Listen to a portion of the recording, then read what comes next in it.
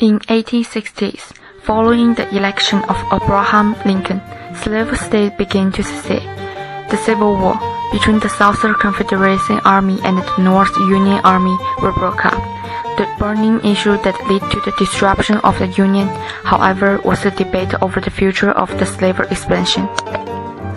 The South wanted to expand the slaves into the Western Territory, but the North didn't, which caused the separation of the nation during that time, and the South soon established its own government, known as the Confederacy.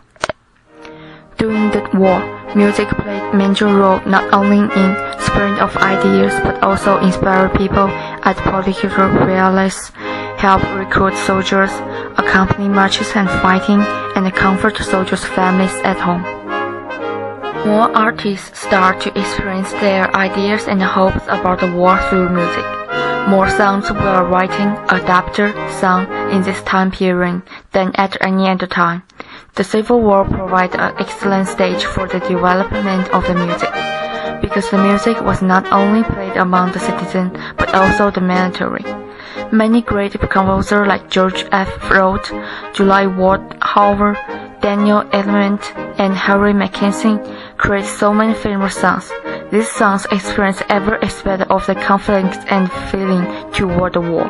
The Civil War was a key turning point which provided a national stage for the development of the music, while at the same time the music gradually shaped the Union and the Confederacy idea during the Civil War. The South and the North had their own music ideally suited for the respective populations. I wish I was in Texas Land from the South and John Brown's Body from the North. Both became popular around 1859 and both set to a variety of lyrics. Each suggests the opposite character of the industrial, abolitionist North and the agricultural, slower-paced, slave-holding South. Some scholars believe that the John Brown in this song was the abolitionist and religious zealot hanged after attempt in 1859 to take over the federal arsenal at Harper's Ferry, Virginia. He tried to engender a full-blood slave revolt by disrupting firearms stolen during the attack at Harper's Ferry. Unfortunately, he failed. However, his actions caught the North's imagination and his influence soared. Prior to his execution, Brown's success in casting himself as a martyr for the cause of the freedom. Not surprisingly, such action infuriated Southern. North-South relations cheered to the breaking point. If John Brown did not end the war that ended slavery, proclaiming Frederick Douglass, he did at least begin the war that ended slavery. John Brown started the idea about the end of the slave, but the song helped spread the idea to the whole nation. John Brown's Body was a diffuse, inspiring presence.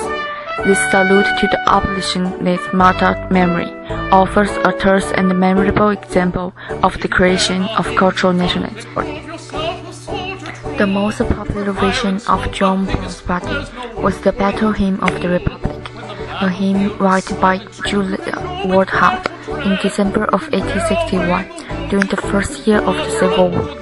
Julia Ward Howe traveled to Washington, D.C. with her husband and a group of friends to observe troops conducting maneuvers in the countryside. To lift soldiers of spring, Howe penned a poem that could be sung to the Brown tune. She gave the lyrics to the editor of the Atlantic Monthly magazine, who named the piece the Battle Hymn of the Republic, and published the song in February 1862. As the Civil War progressed, the song became popular among the war prisoners in the South. It elevated troops' morale and improved the national cohesiveness. Julia Ward Howe's Battle Hymn of the Republic elevated the original John Brown's Body and involving wartime nationalism. Battle Cry of Freedom, which was written by Norse composer George F. Root in 1860. The South's lyricist W.H. Barnes also created lyrics for it too. Lyrics by Barnes describe the Confederates fighting in the bloody field for living, while the lyrics by Rose describe the Union fighting for the royal brave and the freedom of all people. As the composer for the North Union, Root announced that the North was standing over the South. where both of them knew the cruelty of the battle and the importance of freedom. Like other songs, this one experienced the idea of freedom and cruelty on both the north and south side. There was no interval between north and south. In fact, there is more evidence show that music was important to the war.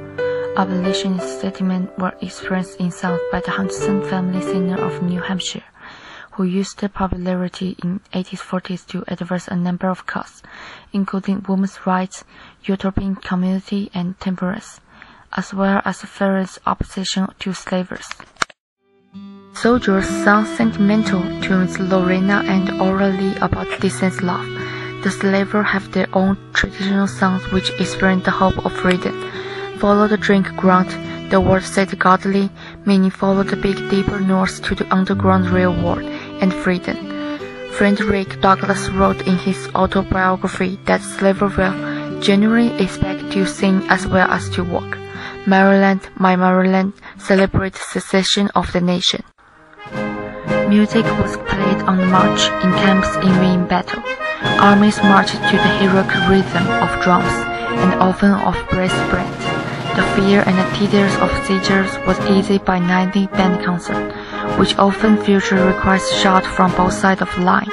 Around camps, there were usually a fiddle or guitars or banjo player at work, and a voice to sing the favorite songs of the year. In fact, Confederate General Robert E. Lee once remarked, "I don't believe we can have an army without music." People expressed their idea towards in the Civil War music. Freedom, cruelty, and loyalty were the three biggest elements of the Civil War music. More than any other period, composer and the lyricists experienced these ideas actively during the war. The Civil War was a turning point for the development of the music.